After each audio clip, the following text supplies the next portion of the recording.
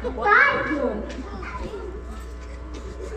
Ako, ikaw, tayo. Tayo lahat ay Pilipino. Bansang Pilipinas ang siyang igulo. Ipagmamalaki ko sa buong mundo. Sa isip, dawa at salita. Pagka-Pilipino ay di mawawala. Lahat ng ginagawa ay natutuwa.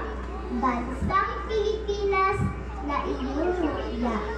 Iisang lahi ating pinagulan, kaya't nararapat ito'y pagtulungan. Sa timog, silangan, at maging kanluran, lahing Pilipino ay ikarangal.